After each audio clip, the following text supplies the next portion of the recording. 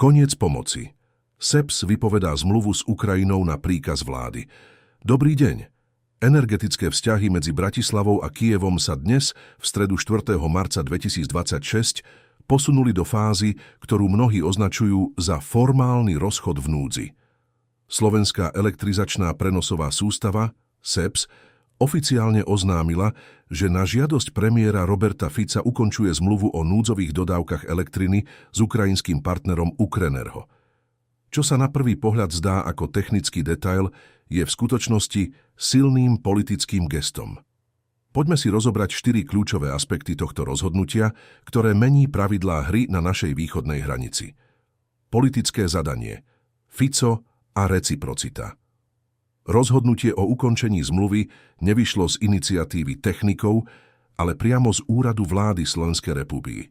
Premiér Robert Fico tento krok avizoval už počas výjazdového rokovania v Smoleniciach ako priamu reakciu na pretrvávajúce problémy s tranzitom ropy cez ropovod Družba. Pre vládnu koalíciu ide o uplatnenie princípu reciprocity.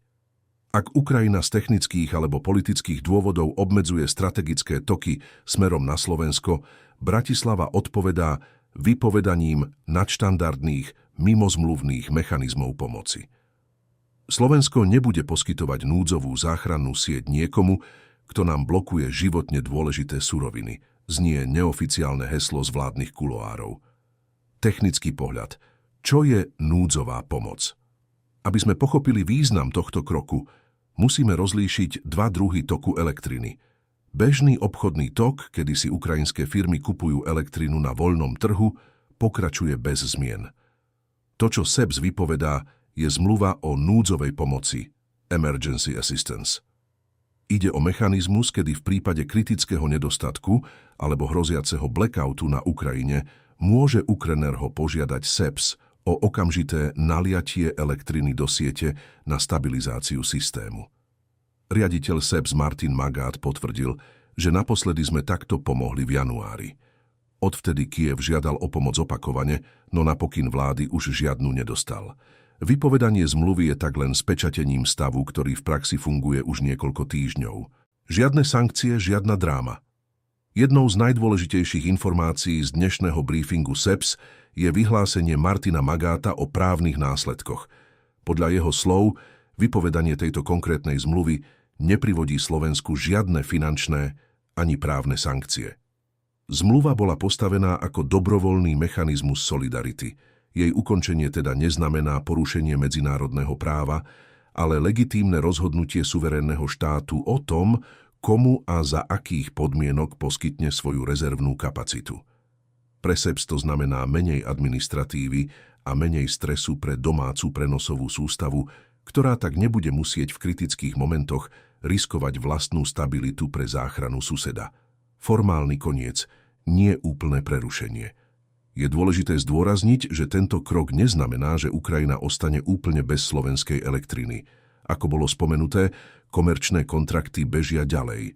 Ak má Ukrajina peniaze a voľnú kapacitu na vedeniach, elektrinu si kúpi. Stratila však výhodu priateľa na telefóne, ktorý jej kryl chrbát v najťažších chvíľach zadarmo alebo za zvýhodnených podmienok v rámci havarijnej výpomoci. Pre Ukrajinu, ktorej energetika v roku 2026 po 5 rokoch vojny stále čelí obrovským výzvam, je to citlivá rana, najmä psychologická. Ukazuje to, že slovensko-ukrajinské vzťahy prešli z fázy bezhraničnej pomoci do fázy tvrdého pragmatizmu. Výzva k diskusii, čo si o tom myslíte? Rozhodnutie SEPS vypovedať zmluvu o núdzovej pomoci rozdeľuje odborníkov aj verejnosť. Rád by som počul váš názor. Považujete vypovedanie tejto zmluvy za správny politický ťah, ktorý má donútiť Ukrajinu k spolupráci pri rope, alebo je to nebezpečné hazardovanie s energetickou bezpečnosťou regiónu? Napíšte mi svoje názory dolu do komentárov, čítam si každú vašu reakciu. Je toto len formálny technický krok, alebo definitívny koniec slovenskej solidarity s Kyjevom v oblasti energetiky? Ďakujem za pozornosť a teším sa na vašu diskusiu pod videom.